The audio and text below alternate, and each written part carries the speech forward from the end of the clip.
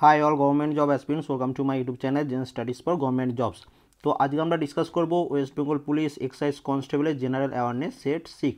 তোমাদের সবার কাছে একটা রিকোয়েস্ট করবো, যারা যারা এই পরীক্ষাটা দিচ্ছ, ওয়েস্ট বেঙ্গল পুলিশের পরীক্ষাগুলোতে প্রিভিয়াস ইয়ার থেকে কিছু প্রশ্ন রিপিট হয়, ঠিক আছে? তো তোমাদের বলবো, যারা যারা এই পরীক্ষা দিচ্ছ, West Bengal sub inspector, West Bengal excise sub inspector, West Bengal lady constable এবং ওয়েস্ট বেঙ্গল মেল কনস্টেবলের যে পরীক্ষাগুলো হয়েছে এখনও পর্যন্ত, সবগুলোর প্রিভিয়াস ইয়ারে যে জিকেগুলো এসেছিলো সেগুলো একটু দেখে নেবে, ঠিক আছে? সেখান থেকে দেখবে 2-3টে প্রশ্ন রিপিট হতে পারে, তো অবশ্যই সেটা দেখে নেবে। যাদের কাছে কোশ্চেন পেপারগুলো নেই, এই ভিডিও ডেসক্রিপশনে আমি একটা প্লেলিস্ট দিয়ে রাখবো, সেখানে প্রিভিয়াস ইয়ারের প্রশ্নগুলো আছে, সেখানে জাস্ট তোমাদের জিকে পোর্শনটা দেখে নেবে। তো আজকে আজকে 6 নম্বর সেট ডিসকাস করছি। তোমরা এই আগের 5টা সেট যেটা ডিসকাস করছি সেটারও প্লেলিস্ট দিয়ে দেবো এটার ভিডিও ডেসক্রিপশনে, সেখান থেকে তোমরা দেখে নেবে যারা প্রথমবার এই ভিডিওটা দেখছো। তো এবং টোটাল 25 কোশ্চেন আছে এবং তোমরা টার্গেট করবে মিনিমাম যেন 16+ তোমরা এটার অ্যান্সার করতে পারো। আমার অ্যান্সার বলার আগে নিজেরা নিজেরা ট্রাই করে দেবে এবং ভিডিওটা যখন শেষ হবে অবশ্যই কমেন্ট করবে। একটা প্রশ্ন ঠিক করলে 1 নাম্বার এবং নেগেটিভ করলে 1/4 করে নেগেটিভ করবে, তারপরে কমেন্ট করবে তোমার স্কোর কত হলো। ফার্স্ট প্রশ্ন দেখো, ড্যাশ পেনিসিলিন আবিষ্কার করেছিলেন? এনাদের মধ্যে কে পেনিসিলিন আবিষ্কার করেছিলেন? দেখো, এটা জেনারেল সায়েন্সেরও প্রশ্ন, আবার এটা এক ধরনের স্ট্যাটিক জিকে। ডিসকভার যে প্রশ্নগুলো আসে যে বিভিন্ন ধরনের কে কী আবিষ্কার করেছেন, সেখান থেকেও একটা প্রশ্ন তোমাদের আসতে পারে। তো এটা হচ্ছে আলেকজান্ডার ফ্লেমিং। এবার দেখো, কনস্টিটিউশন থেকে একটা প্রশ্ন, সংবিধানের কোন সংশোধনের মাধ্যমে জিএসটি ভারতে লাগু হয়? তো জিএসটি সংবিধানের 101তম সংশোধনে লাগু হয়েছিল, ঠিক আছে? জিএসটির ফুল ফর্ম কি? গুড অ্যান্ড সার্ভিস ট্যাক্সেস, ঠিক আছে? এবং এর সাথে যেটা মনে রাখবে, 103 নম্বর, যেটা সবারই লাস্ট এখনও পর্যন্ত 2019 পর্যন্ত সবারই লাস্ট হয়েছে 103তম সংশোধন, এবং এখানে কি হচ্ছে 10% রিজার্ভেশন। তো এরকম তোমাদের প্রশ্ন আসতে পারে যে, এবং 10% রিজার্ভেশন কাদের জন্য? ইডাব্লিউএস ক্যান্ডিডেটদের জন্য, ইকোনমিক্যালি উইকার সেকশন ক্যান্ডিডেটদের জন্য 10% রিজার্ভেশন, ঠিক আছে? তো এটা অবশ্যই মনে রাখবে যে 103তম সংশোধনের মাধ্যমে এটা হয়েছিল অপশন এটা। এবং এই প্রশ্নটা জিএসটি হয়েছিল 101 এবং 103-এ 10% রিজার্ভেশন। 3 নম্বর প্রশ্ন দেখো, নিম্নলিখিত কোনটি পশ্চিমবঙ্গে অবস্থিত নয়? তো এগুলোর মধ্যে তোমরা জানো গরুমারা, সুন্দরবন, চাপড়ামারি, এগুলো সবই পশ্চিমবঙ্গে অবস্থিত। তোমাদের এটা যেটা কাজ সেটা হচ্ছে মানস, এটা কোন রাজ্যে? অনেকবার পড়েছি তোমাদের, আশা করি পারবে। এবার দেখো, নিম্নলিখিত কোনটির জন্য জালিয়ানওয়ালাবাগের হত্যাকাণ্ড হয়েছিল? তো জালিয়ানওয়ালাবাগের হত্যাকাণ্ড হয়েছিল রাওলাট অ্যাক্টের জন্য। এটাকে রাওলাট অ্যাক্ট অথবা ব্ল্যাক অ্যাক্টও বলা হয়, ঠিক আছে? ব্ল্যাক অ্যাক্ট, তো এটা মনে রাখবে। এবং এই জালিয়ানওয়ালাবাগের হত্যাকাণ্ড কখন হয়েছিল? 1919। তাহলে রাওলাট অ্যাক্টও কখন হয়েছিল? 1919 সালে, ঠিক আছে? তো এটা একটু মনে রাখবে। নেক্সট দেখো, 5 নম্বর, দেনা পাওনা কার লেখা ছোট গল্প? তো দেনা পাওনা হচ্ছে রবীন্দ্রনাথ ঠাকুরের লিখিত ছোট্ট গল্প। মুখ্য নির্বাচন কমিশনার কত বছরের জন্য নির্বাচিত হন?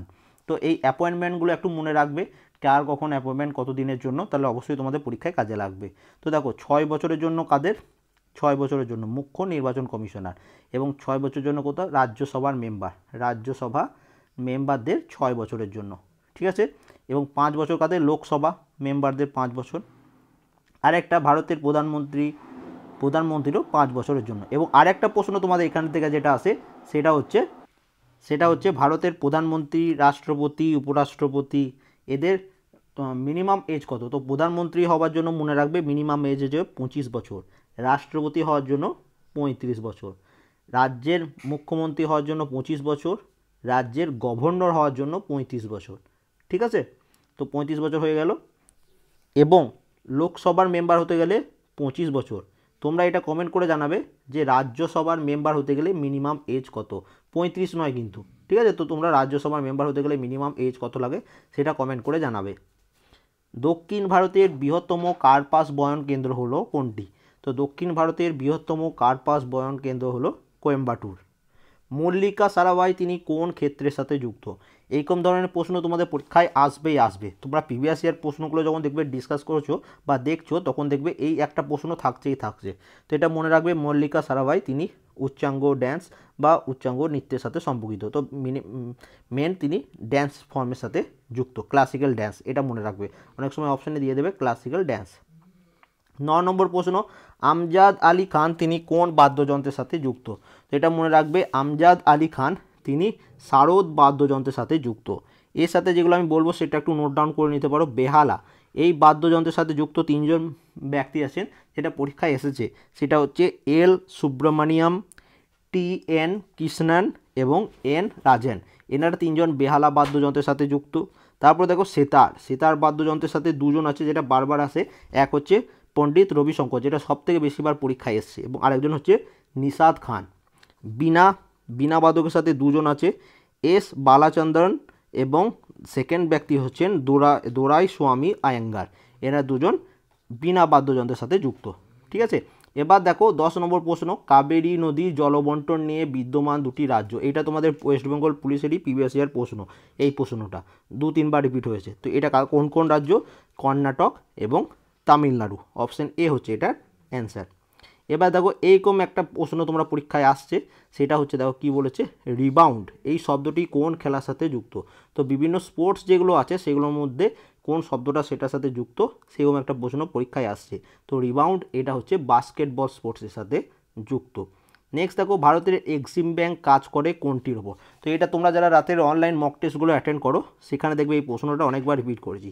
তো এটা খুব মনে রাখবে, চাষিদের লোনের জন্য যেটা কাজ করে সেটা হচ্ছে নাবার্ড ব্যাংক, যেটা তোমাদের ওয়েস্ট বেঙ্গল পুলিশের সাব ইন্সপেক্টর আর কনস্টেবল দুটোর মধ্যে একটাতে এসেছিলো। ঠিক আছে, 2-3বার রিপিট হয়েছে নাবার্ড ব্যাংক। এটা কৃষি লোনের ক্ষেত্রে। শিল্পে লোনের ক্ষেত্রে আইডিবিআই ব্যাংক। ঠিক আছে, আইডিবিআই ব্যাংক। এবং এক্সিম ব্যাংক হচ্ছে আমদানি রপ্তানি। তাহলে 3টের জন্য 3 ধরনের ব্যাংক তোমরা জানা হয়ে গেল। এবার দেখো, বক্সারের যুদ্ধ কবে সংগঠিত হয়েছিল। তো বক্সারের যুদ্ধ এটা হয়েছিল 1764 সালে। কাদের মধ্যে হয়েছিল? British East India Company versus Mir Kasim. ঠিক আছে, এবং এখানে ব্রিটিশদের হয়ে নেতৃত্ব দিয়েছিল হেক্টর মুনরো। তো এটা একটু মনে রাখবে। ঠিক আছে, এবার চলে আসি 14 নম্বর প্রশ্ন কি বলেছে, লাইফ ডিভাইন বইটি রচয়িতাকে। তো বুকস অ্যান্ড অথার্স থেকে তোমাদের পরীক্ষায় প্রশ্ন আসবেই আসবে, তো এটা একটু নোট ডাউন করে নেবে। তো লাইফ ডিভাইন বইটির রচয়িতা হচ্ছে অরবিন্দ ঘোষ। তার সাথে মনে রাখবে জওহরলাল নেহরুর 2টি লিখিত বই আছে, যেটা তোমাদের পরীক্ষায় আসে বা আসছে। সেটা 1 নম্বর বই হচ্ছে দ্য ডিসকভারি অফ ইন্ডিয়া, এবং সেকেন্ড বই হচ্ছে অ্যান অটোবায়োগ্রাফি। ঠিক আছে, অ্যান অটোবায়োগ্রাফি এবং দ্য ডিসকভারি অফ ইন্ডিয়া, এটি জওহরলাল নেহরু। এবং আবুল কালাম আজাদ দেখতে পাচ্ছ, তো এনার লিখিত একটা বই আছে ইন্ডিয়া উইন্স ফ্রিডম, প্রচুরবার রিপিট হয়েছে তোমরা জানো। এবার দেখো কিছু কারেন্ট অ্যাফেয়ার্স চলে আসা হোক। তো পুরুষদের হকি ওয়ার্ল্ড কাপ 2018 কোন দেশের দল জিতেছে। তো ওয়ার্ল্ড কাপ লাস্ট 2018-তে হয়েছে, 2019-এ হয়নি। তো 2018 থেকে জিতেছিল বেলজিয়াম।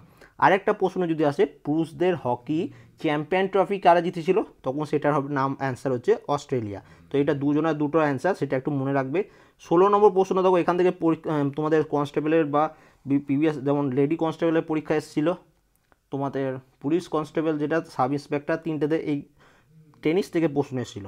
তো অস্ট্রেলিয়ান ওপেন 2019-এর মহিলা বিভাগে চ্যাম্পিয়ন কে। তো এখানে দেখো এটা অ্যান্সার কী হচ্ছে, তো এখানে মনে রাখবে 2019-এর অস্ট্রেলিয়ান ওপেন মহিলাদের বিভাগে চ্যাম্পিয়ন হয়েছেন নোয়ামি ওসাকা, এবং তার বাড়ি হচ্ছে জাপান। সেকেন্ড যেটা মনে রাখবে, অস্ট্রেলিয়ান ওপেনের পর যেটা হয় ফ্রেঞ্চ ওপেন। ঠিক আছে, ফ্রেঞ্চ ওপেনকে জিতেছে, ফ্রেঞ্চ ওপেনের মহিলা বিভাগে জিতেছে অ্যাশলে বার্টি। ঠিক আছে, অ্যাশলে বার্টি, এবং তার বাড়ি হচ্ছে অস্ট্রেলিয়া। এটা একটু নোট ডাউন করে নেবে, অস্ট্রেলিয়া। ঠিক আছে, নেক্সট তারপরে যেটা হয় সেটা হচ্ছে উইম্বেলডন ওপেন 2019-এর মহিলা বিভাগের উইনার হচ্ছেন সিমোনা হালেপ তিনি, এবং তার বাড়ি হচ্ছে রোমানিয়া। এটা মনে রাখবে। ঠিক আছে, তো এই কোন স্পোর্টস পার্সন তার বাড়ি কোথায়, এরকম ধরনের একটা প্রশ্ন আসে, সেই জন্য তাদের বাড়িও আমি বলে দিলাম। 17 নম্বর প্রশ্ন, বার্সেলোনা ওপেন টেনিস টুর্নামেন্ট 2019 পুরুষদের একক শিরোপা জিতেছেন কে। তো বার্সেলোনা ওপেন টেনিস টুর্নামেন্ট 2019-এর পুরুষদের একক শিরোপা জিতেছেন ডমিনিক থিয়েম। ফুটবল রাইটার্স অ্যাসোসিয়েশনের 2019 সালের ফুটবলার অফ দ্য ইয়ার কে হয়েছেন। তো এটার অ্যান্সার হচ্ছে রাহিম স্ট্যার্লিং। অপশন বি হচ্ছে এটার অ্যান্সার। এবার দেখো 19 নম্বর প্রশ্ন কি বলেছে, ক্লেয়ার প্লোসাক যিনি পুরুষদের একদিনের প্রথম মহিলা আম্পায়ার, তিনি কোন দেশের। তো আমাদের যে 50 ওভারের ওয়ানডে স্পোর্টস হয় ক্রিকেটে, তো সেখানে প্রথম মহিলা আম্পায়ার হচ্ছেন ক্লেয়ার প্লোসাক, মানে পুরুষদের যে গেমসটা হয় সেটা, পুরুষদের যে ক্রিকেট খেলা হয় সেটাতে, এবং তিনি কোন কান্ট্রির সেটা তোমাকে প্রশ্ন বলেছে। তো তিনি হলেন অস্ট্রেলিয়া, খুব ইম্পর্টেন্ট, ঠিক আছে, তোমাদের পরীক্ষার জন্য। 20 নম্বর, 2019 সালের স্প্যানিশ লা লিগা শিরোপাটি নিম্নলিখিত ফুটবল ক্লাবগুলির মধ্যে কে জিতেছে? তো 2019-এর স্প্যানিশ লা লিগা শিরোপাটি জিতেছে বার্সেলোনা এফসি। অপশন সি হচ্ছে এটার অ্যান্সার। এবার দেখো সিটি বিসাইড রিভার একটা প্রশ্ন আসে, লখনৌ কোন নদী উপকূলে অবস্থিত, বা লখনৌ কোন নদীর তীরে অবস্থিত? তো লখনৌ মনে রাখবে, এটা মনে রাখবে এলজি, ঠিক আছে, বারবার এলজি 2-3বার মনে রাখবে, এল দিয়ে লখনৌ, জি দিয়ে হচ্ছে গোমতি। আমি এরকমভাবে মনে রেখেছি, তোমরা নিজেদের মতো করে বানিয়ে মনে রাখতে পারো। এবার দেখো নাগার্জুন সাগর প্রকল্পটি কোন নদীর উপর অবস্থিত? তো নাগার্জুন সাগর প্রকল্পটি কৃষ্ণা নদীর ওপর গড়ে উঠেছে। তো অপশন বি হচ্ছে এটার অ্যান্সার। 23 নম্বর প্রশ্ন দেখো, ভারতের বৃহত্তম লিফট ইরিগেশন প্রকল্পটি কোন রাজ্যে অবস্থিত? তো ভারতের বৃহত্তম লিফট ইরিগেশন প্রকল্পটি তেলেঙ্গানা রাজ্যে অবস্থিত। ইন্টারপোলের হেডকোয়ার্টার কোথায়? তো দেখো হেডকোয়ার্টার রিলেটেড একটা প্রশ্ন আসবে, ওয়ার্ল্ড হেলথ অর্গানাইজেশন, ইউনিসেফ, এগুলোর হেডকোয়ার্টার কোথায়, এরকম ধরনের প্রশ্ন তোমাদের আসবে। ওগুলো আমি তোমাদের স্ট্যাটিক জিকেতে করিয়ে দিয়েছি, সেটারও প্লেলিস্ট ভিডিও ডেসক্রিপশনে দিয়ে রাখবো, অবশ্যই দেখে নেবে। তো ইন্টারপোলের হেডকোয়ার্টার হচ্ছে ফ্রান্স। ফ্রান্সের কোথায়? লায়ন্স বলে একটা জায়গা, অনেক সময় দেখবে অপশানে লায়ন্স বলে অপশানটা থাকে, ঠিক আছে, ফ্রান্সটা না থাকে। তো ফ্রান্সের লায়ন্স বলে জায়গাটিতে হচ্ছে হেডকোয়ার্টার। এবং লাস্ট প্রশ্ন, বাংলায় সাঁওতাল হুল বিদ্রোহ হয়েছিল কবে? তো বাংলায় সাঁওতাল হুল বিদ্রোহ হয়েছিল 1855 সালে। 1761 সালে কী হয়েছিল তোমরা সবাই জানো, পানিপথের তৃতীয় যুদ্ধ। কাদের মধ্যে হয়েছিল? আফগান এবং মারাঠা।